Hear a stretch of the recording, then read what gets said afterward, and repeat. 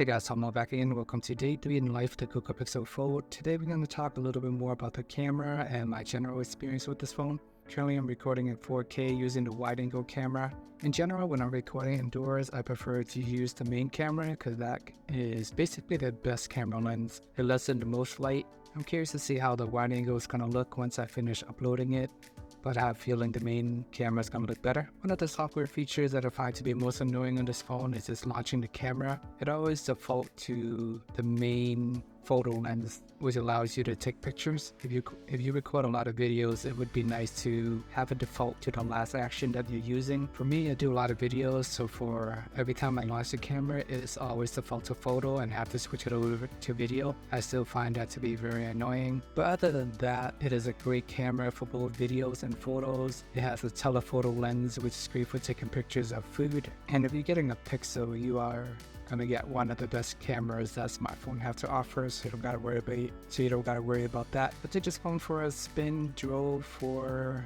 about 6 minutes down the road just to go do some errands. I have the video recording as a dash cam. 87 degrees in the cars, was able to make it there just fine. When I was recording with the Google Pixel 7a for a similar weather condition and just driving about 2 minutes down the road, the phone gets super hot. It starts to shut down, stop recording. I get all kind of warning messages telling me that the quality is going to be reduced due to the fact that the phone is getting too hot. And you can see here on the Google Pixel Fold, even though they have the same exact chip on paper, the Fold is much more efficient and can handle heat a little bit better. It's able to last me all the way to the store, recording 6 minutes. I gave it about 5 to 10 minute break. After that, I got in the car, recorded another video using the front selfie camera. So far, day 3 with the Google Pixel Fold. It seems to handle the heat just fine. Oh my goodness, where the hell is this car?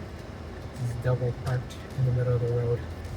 Got a whole wide open parking lot, but this is what people choose to do. That's why you have a dash cam when you're driving. You never know what you're gonna encounter. But anywho, with the Pixel Fold, after driving for about 6 minutes while recording video, it recorded just fine. When I took the phone off, it did feel a little warm, but never to the point that's concerning that it affects performance or anything like that. And on a hot summer day with any smartphone, I do expect some heat when guess I spoke too soon right when I said there's no overheating or any performance issue as I was recording a video. The video cut off in the middle of me recording. So it's only so much I can handle, I guess. 87 degrees weather. I was driving for 6 minutes, had video recording, then I went to UPS for about 5 to 10 minutes standing there in AC. Then I went back out in my car for a drive. As I was recording this video, it actually shut off. So, I'm not sure what that tells me, but I guess don't record videos in your car when it's 87 degrees outside. And if you do, you can probably get away with 6 to 7 minutes, and then your video is just gonna automatically stop recording. But so far, day 3 with this phone is okay, I guess. If you're spending $1,800 for a phone, you expect it to be more than okay. I'm still a little annoyed that the one game that I actually do play, Pokemon trading card game, it does not work well in the full screen. Everything is not optimized. I can't even see some of the screen in order to make certain actions. Therefore, I can't even use the full big screen to play the game. I have to play on the outer of the screen. And on the outer of the screen, it is kind of a weird, smaller form factor. So weirdly enough, this is a large phone, but a portable phone, compact phone on the outside screen. I do like the fact that the Pixel Fold is able to fold in perfectly without any gaps. For whatever reason, Samsung first 5 Galaxy Folds, they went for this little weird wedge design where there's a little gap in there. This year, the Fold 5 fixed that. The Google Pixel Fold is able to close completely flat as well, but for whatever reason, it's not able to open up completely flat. I think that's just because this camera bulge in the back is so big. Every time you lay it down, it's just going to be pushing it up just a tad by default. Maybe you slap a case on it, it might help. I prefer to use my phones without cases. And cases for folding phones are kind of odd. They're not really real cases. It just might give it a thin layer of protection, more like a bumper. It's kind of hard to protect all four areas of the phone at once, but having a good hinge and being able to close completely flat, this is going to help reduce some of the dust getting into the phone. And boy, is this phone dusty. One of the things I miss most about the Motorola Razr Plus is they actually opted in to have dust resistant instead of water resistant. I know in my prior videos I said I prefer dust resistant over water resistant, but that is just assuming every single smartphone out there, all the flagship smartphones these days already have some type of water resistant built in, whether they have the IPX rating or not. Sometimes they have to pay more for the rating, but in reality, I know OnePlus, some of their phones are water resistant. They just didn't want to pay for the rating for whatever reason. It costs more money. But like I said, all these phones can pretty much handle a splash resistant. If you're washing your hand, brushing your teeth, doing the dishes, I wouldn't worry about water sprinkling on it. But I wouldn't bring these phones into the water, go swimming in a pool, deep diving for more than 30 minutes or anything like that. Those are the only time when you really need those high water resistant rating. But in general, I don't really find myself to be in that situation. That's why I say I prefer dust resistant more, because you see your phone every single day,